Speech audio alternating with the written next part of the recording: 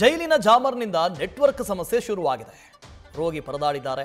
ಜಾಮರ್ನಿಂದ ವೈದ್ಯರು ಸಂಪರ್ಕಕ್ಕೆ ಸಿಗದೆ ಇಡೀ ಕುಟುಂಬವೇ ಕಂಗಾಲಾಗೋಗಿದೆ. ವೈದ್ಯಕೀಯ ವಿದ್ಯಾರ್ಥಿಯ ಸಮಯ ಪ್ರಜ್ಞೆಯಿಂದ ಪ್ರಾಣ ಉಳಿದಿದೆ.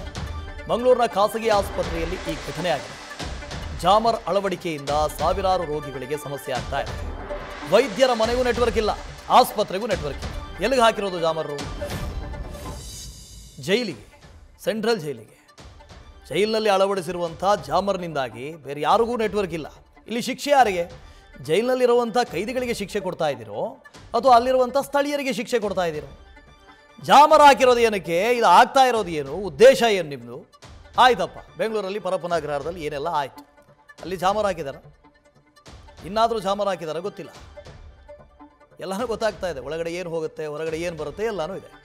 ಇಲ್ಲಿ ಮಂಗಳೂರಿನಲ್ಲಿ ಜೈಲಿಗೆ ಜಾಮರ್ ಅಂತೂ ಹಾಕಿದ್ದಾರೆ. ಆದರೆ ಆಸುಪಾಸಿನಲ್ಲಿರುವಂಥವ್ರಿಗೆ ಯಾರಿಗೂ ನೆಟ್ವರ್ಕ್ ಇಲ್ಲ.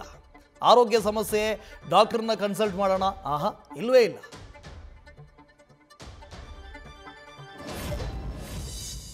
ಮೊಬೈಲ್ ನೆಟ್ವರ್ಕ್ ಇಲ್ಲದ ಕಾರಣ ಸರಿಯಾಗಿ ಸಂಪರ್ಕ ಮಾಡಲಿಕ್ಕೆ ಆಗ್ತಾ ಇಲ್ಲ.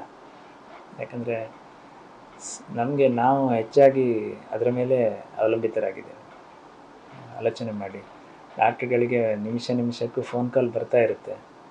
ಯಾವತ್ತೂ ಎಮರ್ಜೆನ್ಸಿ ಆದರೆ ನಾವು ಅದಕ್ಕೆ ಸ್ಪಂದಿಸದಿದ್ದರೆ ಅವಘಡನೂ ಆಗ್ಬೋದು. ಸೊ ಅಂಥ ಪರಿಸ್ಥಿತಿಯಲ್ಲಿ ಮೊಬೈಲ್ ಮೇಲೆ ನಾವು ತುಂಬ ಡಿಪೆಂಡ್ ಆಗಿರ್ತೇವೆ. ಈಗಿನ ಕಾಲದಲ್ಲಿ ನಾವು ವಾಟ್ಸಪ್ ಮತ್ತು ಅದರ ಮುಖಾಂತರವೇನೆಲ್ಲ ECG ಎಲ್ಲ ರಿಪೋರ್ಟ್ ಮಾಡ್ತೇವೆ. ಆದರೆ ಕಾಲ್ ಕನೆಕ್ಟ್ ಆಗ್ತಾ ಇರಲಿಲ್ಲ. ಪೇಷಂಟಿಗೆ ತುಂಬ ತೊಂದರೆ ಆಯಿತು. ಹಾಗೆ ನೆಟ್ವರ್ಕ್ ಇಶ್ಯೂ ಇದ್ದ ಕಾರಣ, ಜಾಮರ್ ಅಳವಡಿಸಿದ ಕಾರಣ ಒಂದು ಜಿಯೋ ನೆಟ್ವರ್ಕ್ ಸಿಗ್ತಾನೇ ಇರಲಿಲ್ಲ.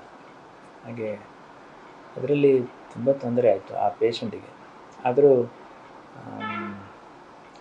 ಸಮಯ ಪ್ರಜ್ಞೆಯಿಂದ, ಇಲ್ಲಿಯ ಡಾಕ್ಟರ್ ಸಮಯ ಪ್ರಜ್ಞೆಯಿಂದ ಕೂಡಲೇ ಇಲ್ಲಿ ಬಂದು ನಮಗೆ ನ್ಯೂಸ್ ಫಸ್ಟ್ ನಿರ್ಭೀತಿಯಿಂದ ನಿಮ್ಮ ಪರವಾಗಿ.